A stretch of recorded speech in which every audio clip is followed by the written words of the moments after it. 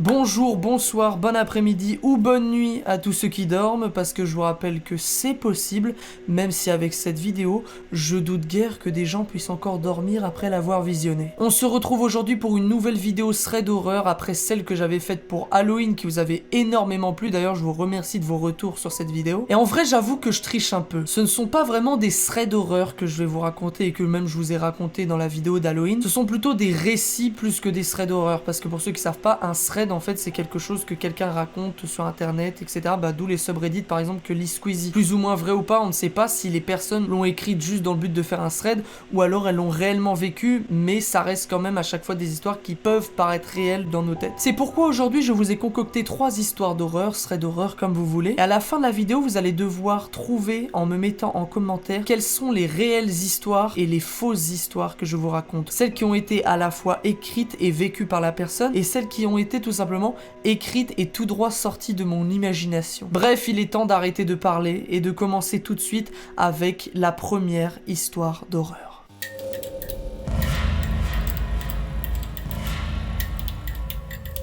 Il faut savoir que toutes les histoires que je vais vous raconter aujourd'hui ont toutes un seul et même point commun. Elles ont toutes un rapport avec un moyen de transport. La première histoire, c'est celle de Lily. Lily, à l'époque où elle a vécu cette histoire, elle avait 15 ans. Lily, c'est une jeune fille ordinaire qui aime la musique, qui aime la télé, comme n'importe quelle fille de l'époque, et qui habite dans un village pas très peuplé, un village, on va dire, un coin paumé, quoi. Un village très éloigné des grandes villes. Ce qui fait que Lily, en fait, tous les matins et tous les soirs, elle doit prendre un bus, pour aller à l'école, tout simplement, à son collège. Sauf que comme son village il est paumé, et il n'y a pas beaucoup de moyens de transport pour aller dans les grandes villes. Donc Lily, elle n'a que 2 bus par jour, donc je peux te dire qu'elle a pas intérêt à les rater. Un à 7h et un à 18h. Ce qui fait que Lily, quand elle prend le bus le matin et le soir, elle est très souvent toute seule, c'est-à-dire qu'elle est toute seule dans le bus, il y a personne, le bus, il a elle en fait. Et le peu de personnes qu'elle croise dans le bus, ce sont des gens qu'elle connaît de sa commune, parce que quand t'as que 200 habitants, en gros, tout le monde c'est tes voisins en fait. Sauf qu'un jour, Lily, elle va prendre le bus comme d'habitude pour aller à l'école, et en fait, elle va se rendre compte qu'à l'intérieur du bus, il y a un monsieur qu'elle ne connaît pas. Elle l'a jamais vu, c'est-à-dire que cet homme-là, pour elle, ne fait pas partie de son village, ou alors il vient d'emménager. Sauf qu'elle en aurait entendu parler s'il y avait quelqu'un qui avait emménagé dans son village, tellement les bruits courent en fait dedans. L'adulte qui est dans le bus avec Lily, c'est un adulte tout à fait ordinaire. Il porte des lunettes, il est dégarni sur le coin du crâne, il porte un col roulé, et elle dirait qu'il a environ 50 ans, donc c'est un cinquantenaire. Et c'est que des suppositions. Et Lily, elle trouve ça bizarre, normal, parce que c'est un bus scolaire, donc c'est un bus qui est fait pour aller à l'école. Qu'est-ce que fait un adulte là-dedans? Donc elle se dit juste sur le moment que c'est juste un adulte qui a besoin de rejoindre la ville et qu'il a pas de moyen de transport. Bizarre quand même que quelqu'un ait pas de moyen de transport s'il vient juste d'emménager, donc il avait pas vraiment prévu le coup le gars. Mais bon, à 15 ans, Lily, elle se pose pas trop de questions, quoi, on n'est pas encore très fut-fut. Mais ce qu'elle trouve le plus louche en fait, c'est le regard de cet homme. Parce que vous savez, quand on est petit, on est adolescent, on aime bien aller à l'arrière du bus, genre je sais pas pourquoi, on a toujours eu ça dans nos têtes, genre quand t'es au fond du bus, genre t'es le boss, t'es le king. Et comme il y a personne dans le bus à chaque fois ou quelques personnes, Lily elle se met toujours au fond. Et l'adulte en fait, pendant tout le trajet, il la regarde du coin de l'œil, c'est-à-dire qu'il se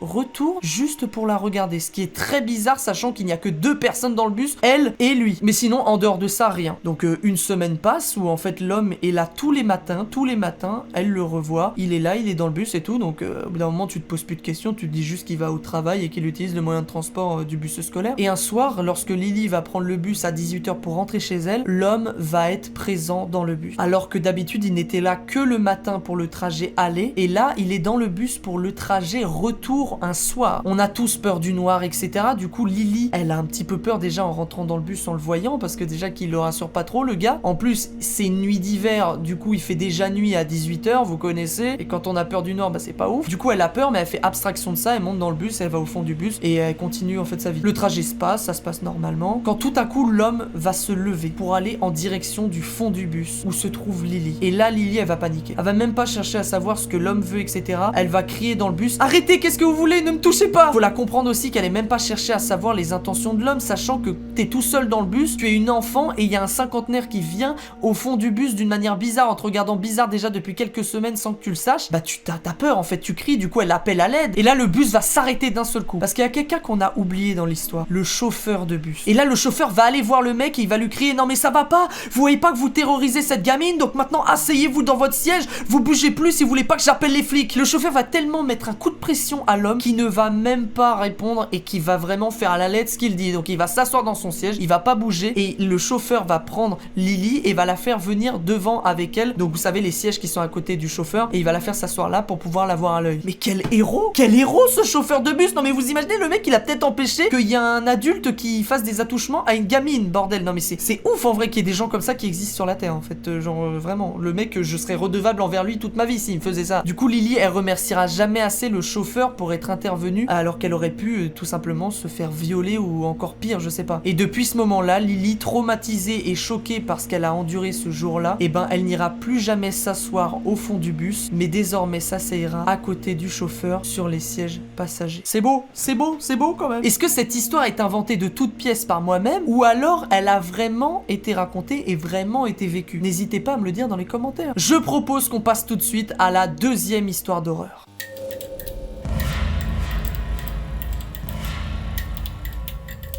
La deuxième histoire que je vais vous raconter, elle concerne un couple dont je tairai le nom tout simplement parce que je ne l'ai pas. En fait, tout simplement, cette histoire a été racontée de manière anonyme et vous allez comprendre pourquoi. Je vous ai dit au début que toutes les histoires avaient un point commun, celui du moyen de transport. Et ben, cette histoire se déroulera avec une voiture. Cette histoire va être un peu plus rapide que les autres, mais elle n'est pas moins intéressante, croyez-moi. En gros, ce couple, comme n'importe quel couple, a des fantasmes. Voilà, on a tous des fantasmes. Voilà, désolé les enfants qui regardent cette vidéo, mais chaque personne a des fantasme avec son congénère, que ça soit une fille, un garçon, n'importe, ça peut même une table basse si vous voulez. Et leur fantasme à ce couple, eh ben, c'était de faire l'amour dans une voiture. C'est bon, vous commencez à comprendre pourquoi c'est anonyme? Et du coup, un soir qu'ils se sont fixés, ils vont se retrouver dans une voiture pour faire leur bail. Voilà, je vais pas décrypter ce qu'ils vont faire et tout. Donc ils font leur petite affaire, tranquille, machin, ils sont en train de copuler, voilà. Quand en fait, la femme, en étant sur le corps de l'homme, voilà, va apercevoir en regardant dans le rétro totalement par hasard, que une dame les regarde un peu plus loin. C'est-à-dire que quelqu'un les observe en train de copuler. Du coup, elle voit la femme, etc. Elle le dit à son mari, sauf que sur le moment, ça leur fait pas du tout peur. En fait, ils en rigolent même de dire en mode ouais, on a choqué une petite vieille, elle a vu des gens en train de baiser dans une bagnole, quoi. Du coup, ils continuent leurs petites affaires, etc. Sauf qu'en regardant quelques minutes après, ils s'aperçoivent qu'en fait, la vieille dame, elle est toujours là. Elle est toujours en train de les regarder. Qui est très très bizarre quand même. Quelqu'un qui te regarde en train de faire l'amour et tout. Bon, après, c'est pas le meilleur plan de le faire en bagnole au niveau voyeurisme, mais bon, quand même, un petit peu d'intimité,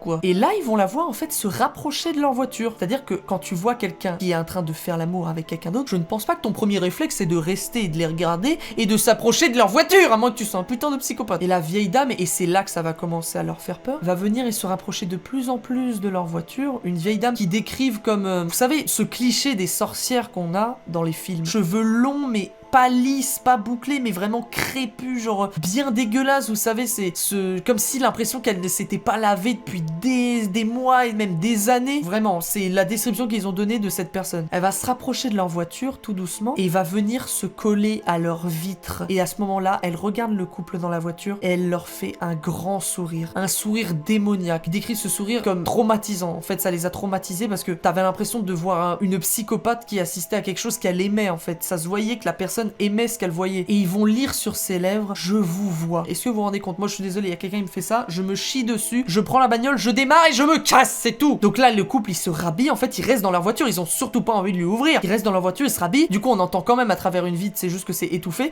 Et le mari va dire, mais pourquoi vous nous regardez là? Vous nous faites peur, en fait, partez, partez. Et la vieille femme va répondre, non, j'aime bien ce que vous faites là. Continuez, ça me divertit. Puis alors là, la femme, elle va paniquer, elle va dire au mari, vas-y, prends les clés, on démarre, on se casse, en fait, on se casse. Du coup, le mari, après que sa femme ait paniqué, il a même pas cherché à comprendre, il a mis les clés sur le contact, il a démarré, il s'est cassé, sauf qu'en regardant dans le rétro, et ben ils ont vu que la vieille dame leur faisait au revoir. Le couple va alors rentrer chez lui et ne plus jamais avoir de relations sexuelles dans une voiture jusqu'à le moment où ils ont raconté l'histoire. On sait pas s'ils ont retenté depuis, mais c'est vrai qu'à leur place, je ne voudrais pas retenter une deuxième fois. Voilà, c'était la deuxième histoire, un peu plus courte, mais quand même toujours aussi creepy quand même. Est-elle fausse? Est-elle vraie? Est-elle tirée de mon imagination? À vous de le découvrir et à vous de me le dire en commentaire. Il est temps de passer à la troisième et dernière histoire d'horreur de cette vidéo.